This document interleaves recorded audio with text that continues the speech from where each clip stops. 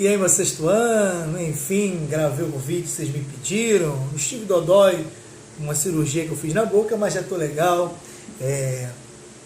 Pronto para falar para vocês. Vocês viram os vídeos que eu deixei com vocês com apoio, falando dos fenícios, hebreus e persas. A gente vai fazer, enfim, a nossa vídeo, que na próxima aula de substituição minha, eu vou colocar para vocês lá, para a gente poder acessar, a gente se vê um pouquinho.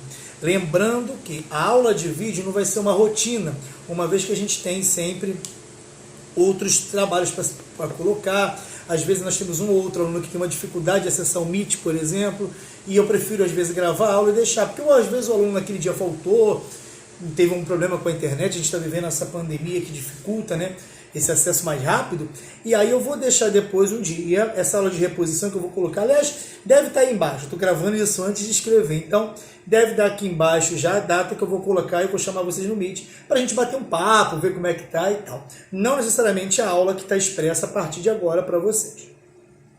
O capítulo 9, ele é extenso, muito extenso, porque ele demanda de muito mais tempo, a gente precisa entender cada ponto. O capítulo 9 ele vai ser desmembrado em 2 aulas, tanto quanto nós vamos ver depois os capítulos subsequentes, que são os capítulos 10, que é a África Antiga, que a gente vai ver, tá bom? E depois os maias e os astecas, no 11. Aliás, essa parte da apostila, ela é muito longa. Eu, na sala de aula, precisaria de muito tempo com vocês para a gente poder fazer. Imagine longe aqui o trabalho que a gente vai ter. Então, não se preocupem no momento em ter que ver, às vezes, um professor está no módulo 11, eu estou em 9 história, ou matemática está em 8. Não se preocupem com isso no momento, tá bom? Porque até chegar a data de um simulado, talvez a gente já em sala de aula física, vocês vão estar com todos os módulos em dia. Fiquem tranquilos, papai e mamãe também tranquilo, tá bom? Eu podia muito bem nem querer complementar, mas acho legal vocês me verem falando, o meu jeito de explicar para vocês, já estamos acostumados, e eu acho muito melhor assim. Bem, a gente tem agora, pegou a apostila já, módulo 9, que é os fenícios, os persas e os hebreus. Valvan e os exercícios. Vamos com calma primeiro. Primeiro vamos aprender, depois a gente vai fazer os exercícios. Eu já havia pedido. Hoje eu não vou cobrar porque estão vendo minha aula agora. Então vocês vão fazer o exercício a partir da minha explicação, tudo do que eu estou ensinando a vocês, tá bom? Vamos falar dos fenícios. É bom a gente pensar o seguinte. Todas as civilizações são iguais às nossas civilizações. Entretanto, cada um tem uma forma de agir. Eu venho para o meu trabalho, eu vou para o trabalho agora não, porque o meu trabalho é na minha casa, na minha sala aqui, ó, nos espaços que vocês estão vendo aqui. Enfim, ó, aqui está a foto da minha família, né? Minhas sobrinhas, minha plantinha que eu gosto, alguns dos quadros que eu gosto, o Homer Simpson, um cavalo que eu ganhei de um aluno, e aqui o calendário. Então, esse é meu ambiente. Aliás, o calendário é algo que a gente vai falar também hoje. Então, vamos lá. Cada um vai se virar com o que tem. Eu estou me virando com o celular, eu tenho aqui ali, ó, um computador também para me ajudar. Então, eu estou me virando com o que tenho no momento. Então, se eu tenho recurso de internet, eu vou utilizar o recurso da internet. Cada civilização também vai utilizar aquilo que ela tem. Os fenícios, que é a primeira civilização que nós falamos, utilizou o recurso que eles tinham geográficos. É muito bom a gente pensar que os fenícios, que são conhecidos como os grandes navegadores, civilização navegadora, eles tinham um acesso muito grande ao mar Mediterrâneo. Hoje é uma extensão, né, que a gente chama de Líbano, com as suas montanhas. Então, o que acontece? Da montanha eles conseguiam tirar madeiras para construir as grandes jangadas. Então ficava o cedro, ou cedro, como preferir, mas é cedro, é uma madeira muito forte que fez grandes jangadas, né, que eles conseguiam ir ao longe.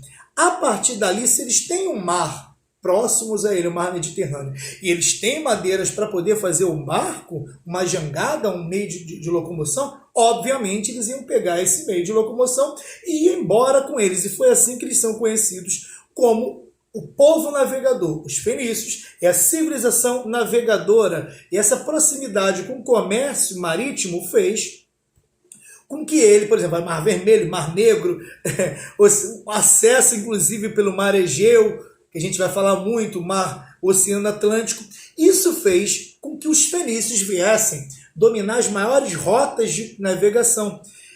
E outro ponto importante, não só dominar as novas rotas de navegação, como também fazer um processo de cultura. Cultura de conhecimento, cultura religiosa, cultura no modo geral, que a gente vai ver já já. Por enquanto, só saibam que isso é um acesso ao mar, dava todos esses aspectos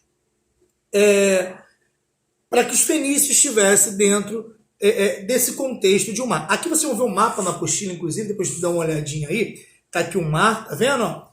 Olha tudo que eles andaram, né? Aliás, navegaram, bastante coisa, né? Outro ponto também, eles foram os primeiros a se locomover utilizando estrelas, ou seja, as orientações também de constelações, de astros no modo geral. Então modifica muita coisa. Agora, como é que funcionava a sociedade, Valvan? A gente sabe que o comércio marítimo... Um minutinho. A gente sabe que o comércio marítimo era algo muito comum aos fenícios. Como funcionou a sua política de existência social? Como é que funcionava a sociedade? Bem, dominavam-se as rotas comerciais. Já falamos sobre isso. Eles tinham as chamadas cidades-estados, que cada cidade era autônoma. O que é o autônomo? Autônomo é aquele que toma as decisões próprias. Eu tenho autonomia para tomar a decisão. Se um dia o papai, o titio, mamãe, periquito, papagaio fala assim, olha, eu trabalho como autônomo, é que ele quer dizer que ele não tem patrão, ele decide o rumo dele, ele decide para onde vai. E a partir daí, essas decisões que ele toma é dele, ele decide. Então, cada cidade formava a Fenícia, mas cada cidade era uma cidade-estado. Valvan, como era a ideia da divisão social dentro dessas cidades-estados e até da própria Fenícia de um modo geral? Primeiro, a divisão social era uma monarquia. E o poder era hereditário, ou seja, passava de pai para filho. A gente fala... uma coisa interessante que é a pirâmide social, que eu já fiz muitas vezes para vocês em sala de aula, e eu coloquei lá, mas hoje a gente vai fazer um bolo. Aqui tem um bolo social.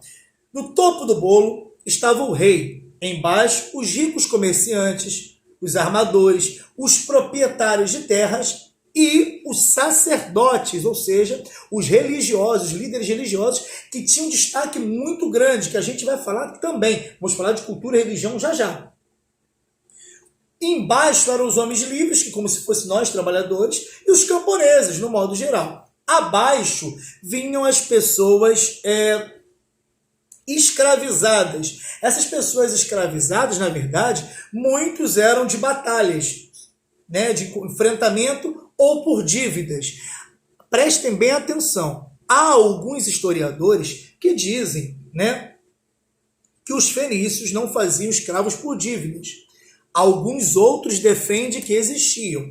Então a gente vai deixar esse escravo por dívida ainda em aberto. Mas existiam as pessoas escravizadas, um pouco diferente da escravidão africana, que a gente vai ver no 9º ano, principalmente, tá bom? Eles criavam animais na parte econômica, cereais, eles produziam bastante cereais. Outro ponto, comércio marítimo, as técnicas de navegação, eles começam a vender os produtos em diversas áreas, em diversos lugares, e isso vai fazer uma diferença muito grande. Outro ponto também, eles começaram a desenvolver diversos produtos de metal.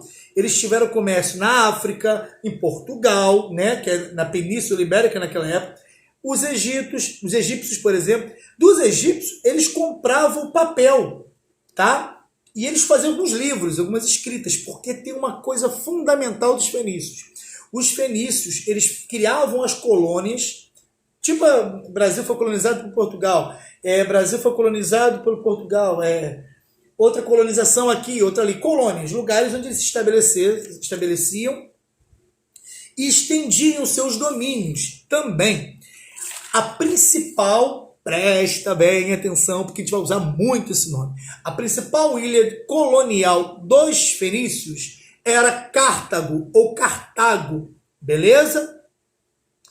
As guerras que tinha dos cartaginenses e os romanos, inclusive, por conta dessa essa disputa de território, essa coisa toda de expansão, foi conhecido como as Guerras Púnicas, que a gente vai ver lá quando falar de Grécia Antiga. É só para vocês terem uma noção da importância de Cartago para esse, que ficava no norte da África, só para completar, esse problema todo que vão se dar. Aí, tem um desenho aqui do barco da navegação fenício, muito legal na página 10, lá no final. Aliás, eu confesso que eu copiei até para um outro material de uma outra escola, essa imagem muito legal. Deixa eu beber minha aguinha, aquela aguinha da paciência, que vocês sabem. Outro ponto, cultura. Cultura é tudo que um povo tem, passa de geração em geração. Essa cultura é muito ligada à religiosidade, que a gente vai ver mais à frente, tá? Eles eram politeístas. O principal deus dele era El, né?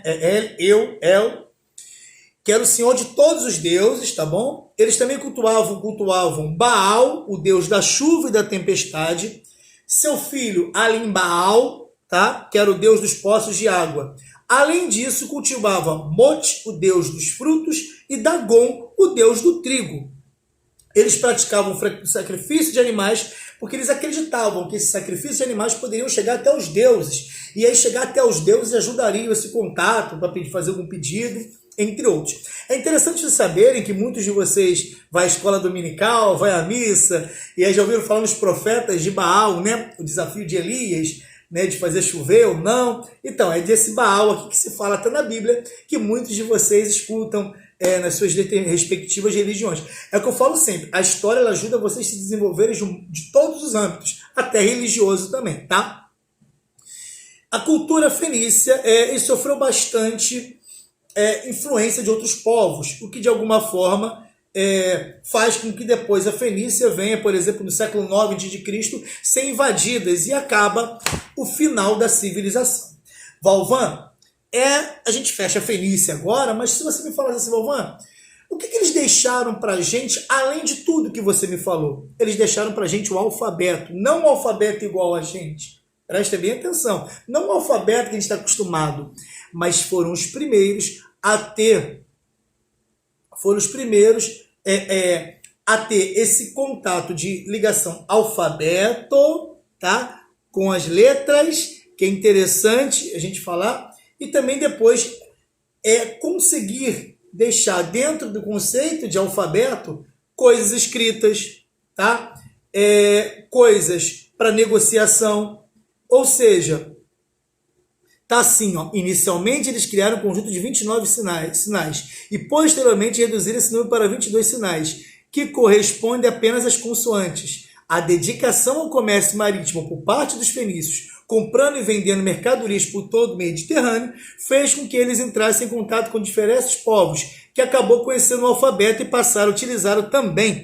Um desses povos foi o povo grego, que a gente vai falar também para vocês. É interessante que, por exemplo, essa letra A aqui, se eu não tiver aqui perguntar para você que letra é, você vai saber que é A. Olha a importância de um alfabeto para uma escrita desse porte. Tá bom, queridos fenícios? Beleza? Vou deixar para vocês agora também os persas, que já vai no outro vídeo que vai carregar aqui. Tá bom?